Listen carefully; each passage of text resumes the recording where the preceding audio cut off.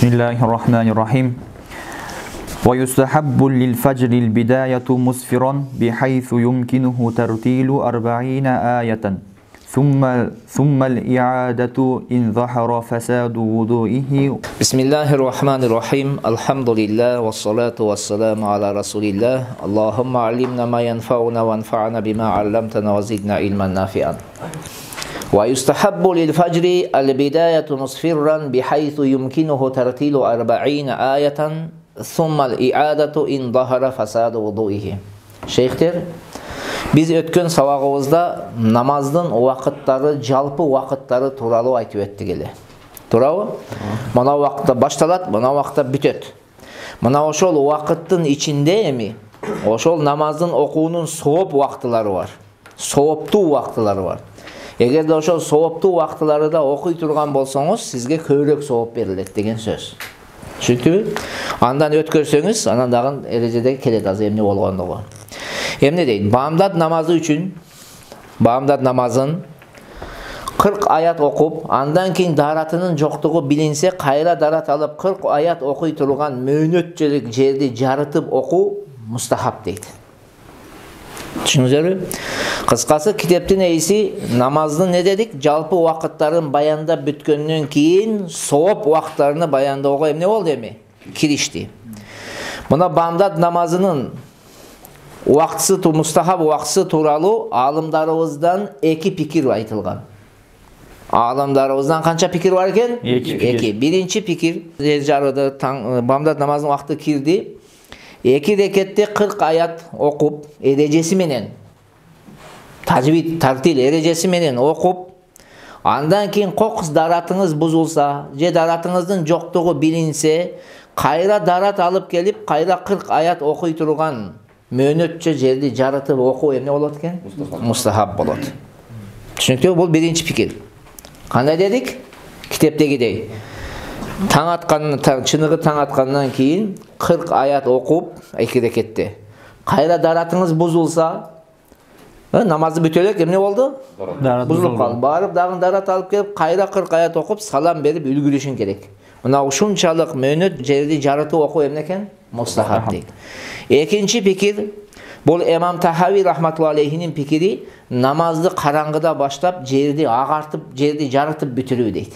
Мындайча айтканда, алгачкы убактында баштайсың да, намазды узун окуп, жер жакшы жарыганда эмне кыласың? Бүтүрөсүң дейт. Бул эки пикир таксыры. Биринчи пикир зохири риваят болот. Ошондуктан биз биринчи пикир менен эмне кылабыз? Амал кылабыз таксыры. Экинчи пикир менен биздин ажекелерибиз Муздалифада тиякта ажылык амалын аткарып жүргөн кезде амал кылышат.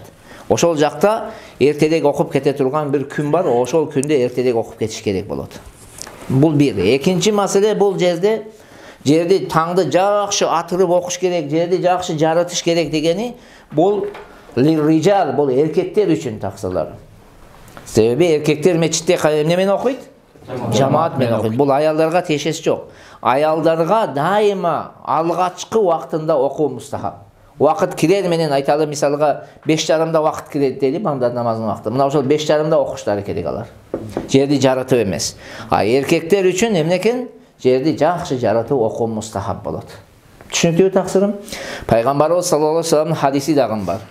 Жерди бамдат намазыны жерди жакшы жарытып, жерди жакшы агартып окугула чоң сооп берилет дегенде, чоң сооп болот деген. Мафум? Ошол хадистин негизинде бул биздин алымдар ушундай чечмелеп чыгарышкан. Дагы бир айта кете турган нерсе бул жерде. Эгерде бул жерди жакшы жатабыз качан? Эгерде жалпы жамаатыбыз ошондой жарытып окуса. Анан жамаатта саатты андан мурунуракка коюп калган болсо, жанагы мустахаб вакытка жетелек эле бир вакытка коюп койгон болсо, ошону ээрчийбиз. Чүнкү мисалга азыр пешинде келет, пешинде 1:30 да, жай мезгилинде пешинди кечиктирип окуу сооп да. Бирок сен кечиктирем десеңиз, бер жактан жамааттан калып каласыз. Мындай учурда сен жамаатка барышың керек. Мустахаб үчүн болуп суннат муаккада ташталбайт. Өкүмгө, деңгээлге жараша амал кылынат. Суннат муаккада жокор турабы же мустахаббы? Суннат муаккада. Ошондуктан жамаатка саат 1:30 болот. Мустахабты таштаган болобуз, бирок бер жакта суннат муаккаданы аткарган болобуз. Çünkü eğer cemaatimiz 1,5 olsa 1,5, 2,5 olsa 2,5 oşoğa jarasha okuyuz taksiri. Mafhum? Xoş. Ve ta'khiru zuhri Sayfi. sayfi. Ana jay mezgilinde peşin namazını keçiktirip oku mustahab deydi. Peşin namazın har bir nersenin kölökösü özünde biri bolgongo çeyin keçiktirip oku mustahab bolot taksiri. Jana ötkün sabakta aytdım da. Bir ese iki ese dep. Oşo bir esenin ahir vaktında oku emne bolat eken? Mustahab bolat. Andan keçiktirip oku üçün ötöle ötüp kete turgan bolsa makruh vakti kirip ketet. Çünkü bul dagın keçiktirip oku dagın kaysıl mezgilde eken? Jay mezgilinde taksırım. Çünkü ya bir alımlar bir kitaplarda peşindi keçiktirip oku üçün şart koyuşkanda ısık gün ısık boluş gerek, ısık mamleketleri boluş gerek degen. Biroq en to'g'risi ayırması yok bol. Isık mamleket bir, qaysil mamleket bol bolsun, gün ısık bu, soğuk bu, gün bir bolsa soğuqroq boladi. Ayırması yok. Jay mezgilinde peşinde keçiktirip okuyup ne boladi eken? Mustahab amallardan boladi. Mafhum bu?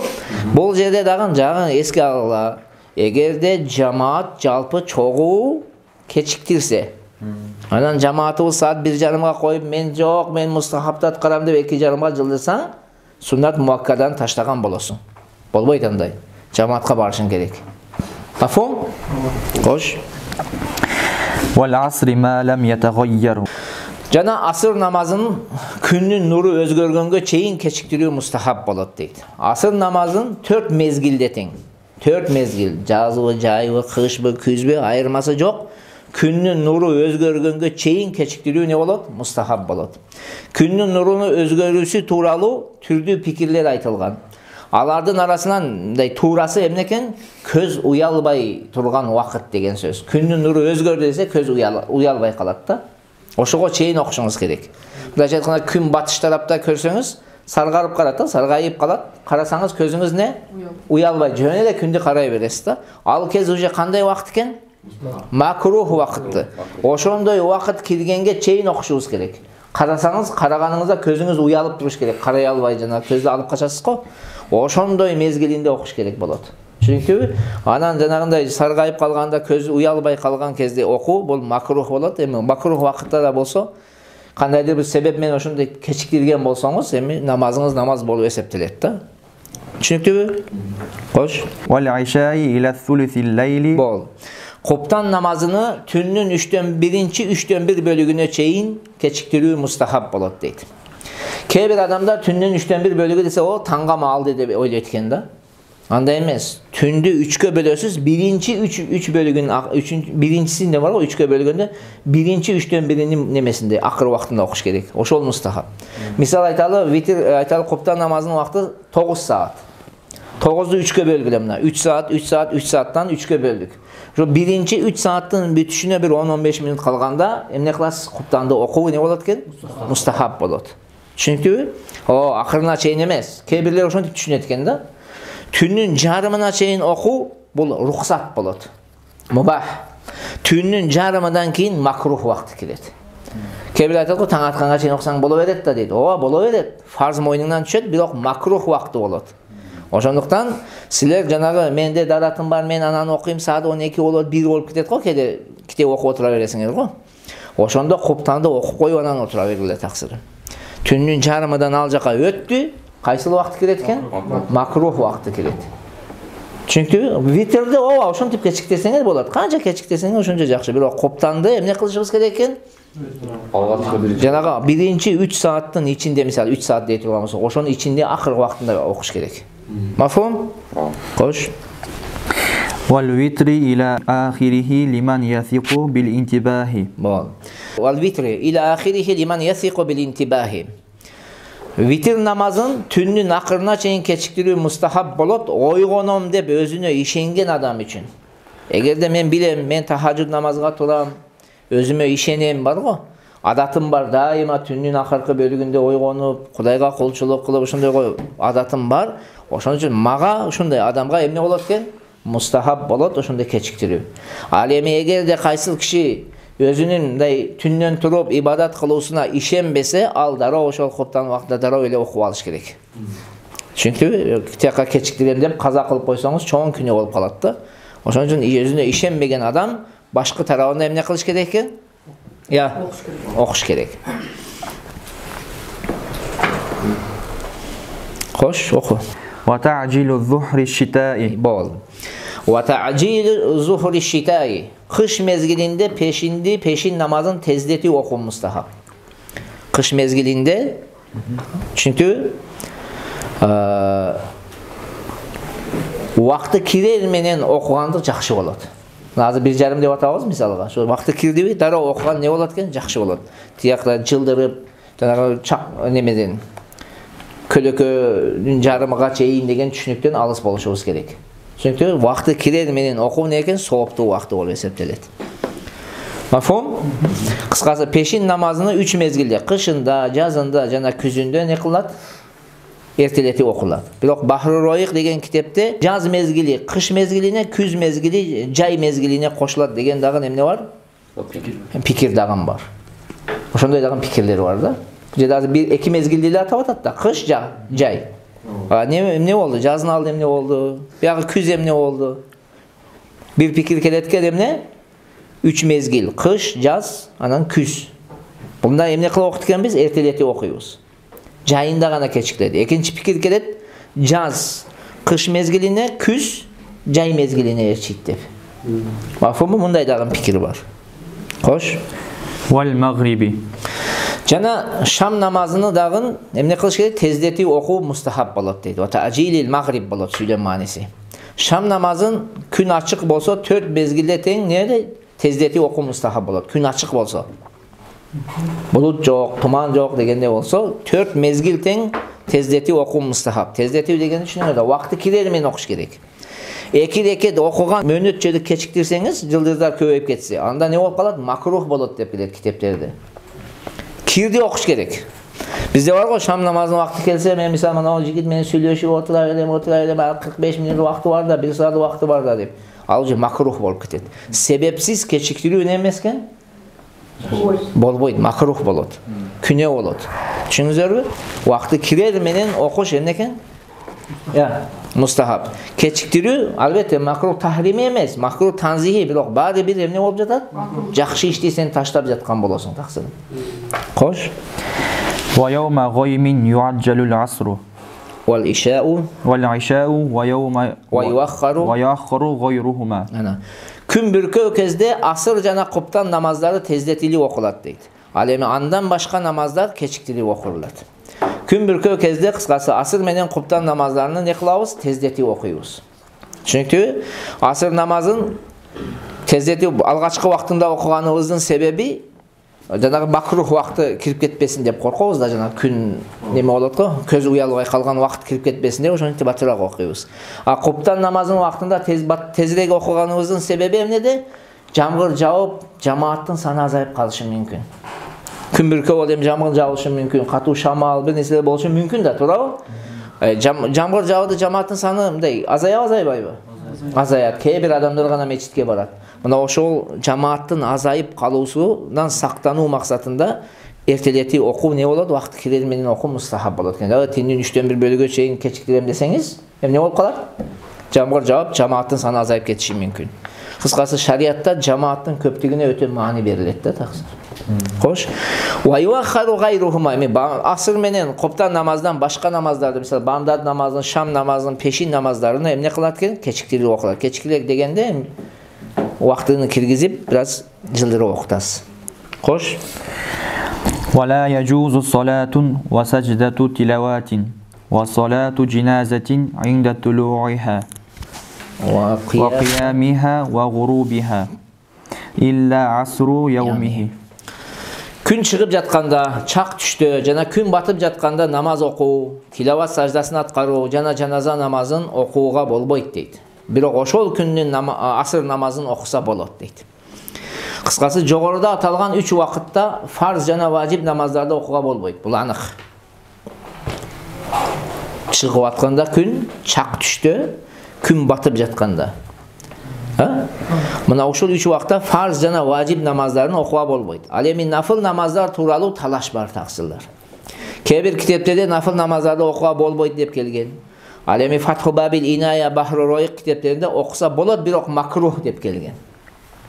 Түшүнүктүбү?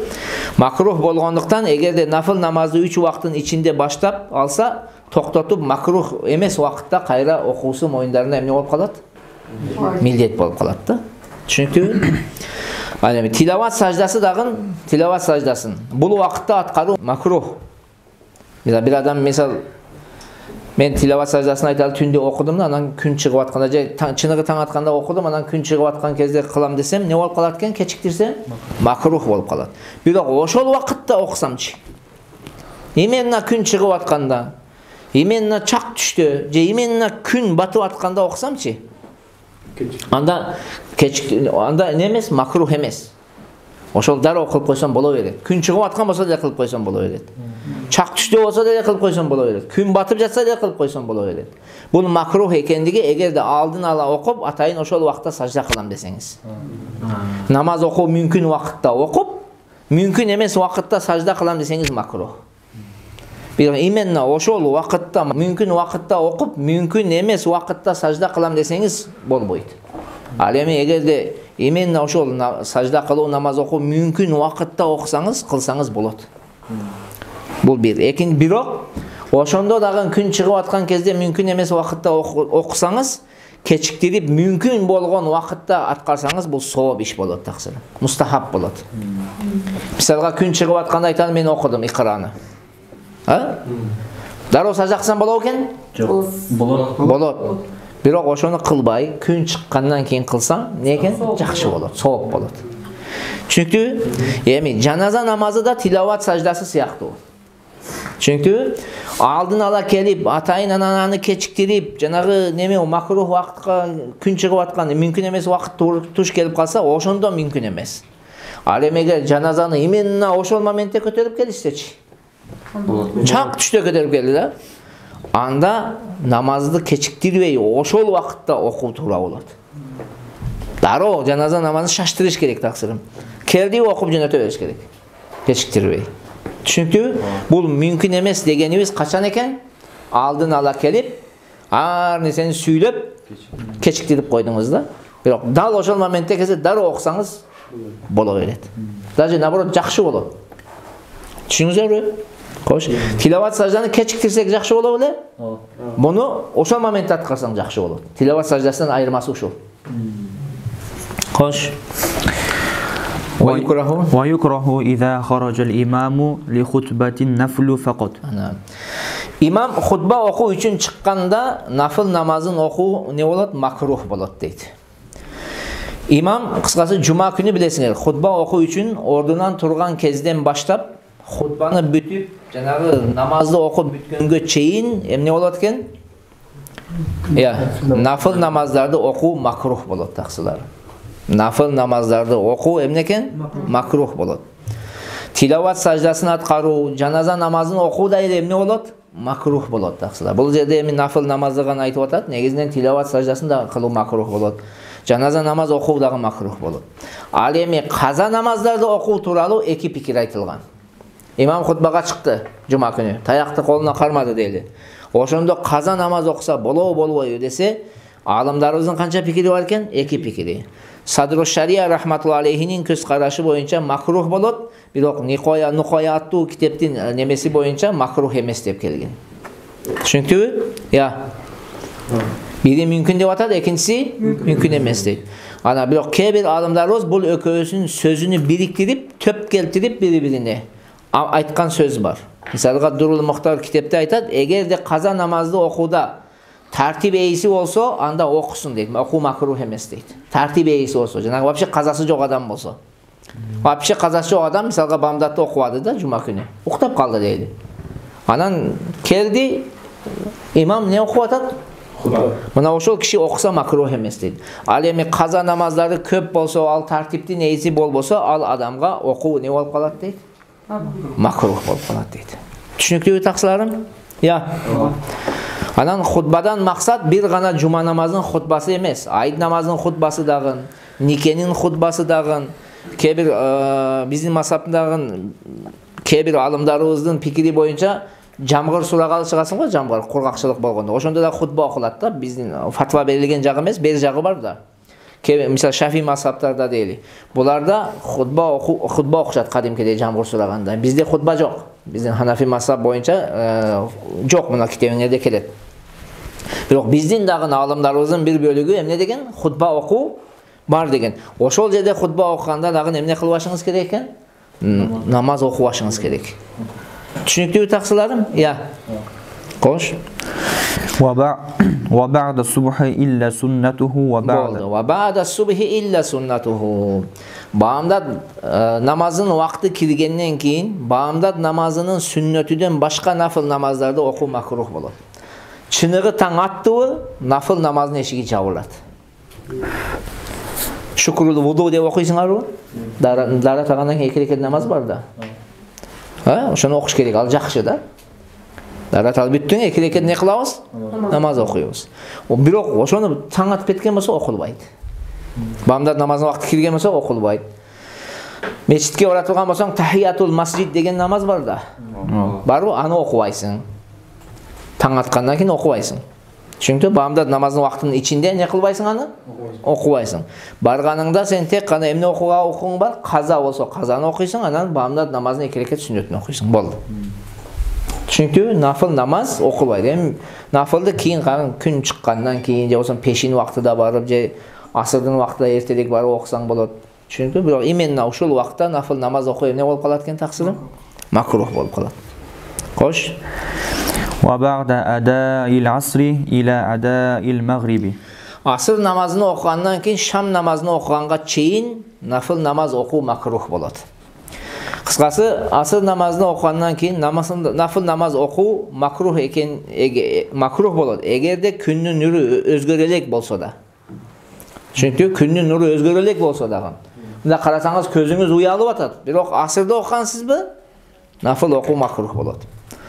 Асыр намазын окугандан кийин күндүн нуру өзгөргөнгө чейин бирок жаназа намазын окуу, тилават саждасын кылуу, каза намаздарды окуу макрух эмес.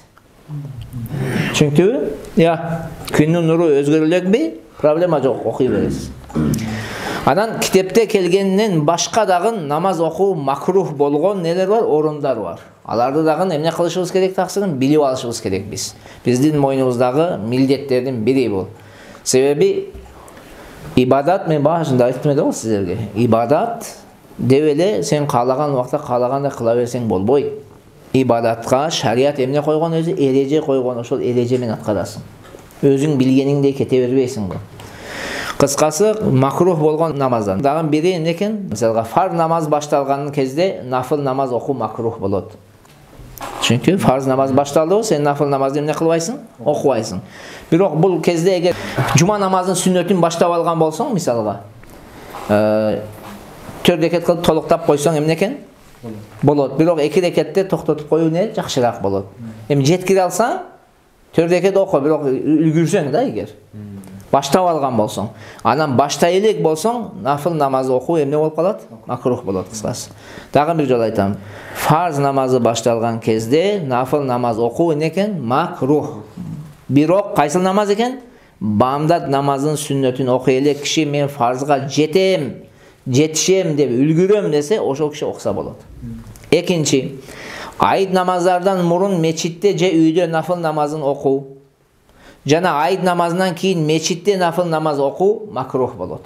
Айт намаздан мурун мечитте да үйдө да макрух, айт намаздан кийин мечитте макрух болот. Үйдө не эмес? Макрух эмес. Үчүнчү, ажылыкка барган кезде Арафа жана Муздалифада ажыкелер пешин менен асырды, Шам менен куптанды чогултуп окуйт. Экөөнү бир убакта окуйт. Түшүнүңүздөрбү? Пешин менен асырды бир убакта окуйт, Шам менен куптанды бир убакта окуйт. Мына ошолордун ортосунда нафыл намаз окуу макрух болот. Сүннөттөр окулбайт ал жерде. Пешинде окугандан 2 рекет сүннөт бар го? Окулбайт. Дароо эмнени баштайт? Асыр баштайт. Чүнкү,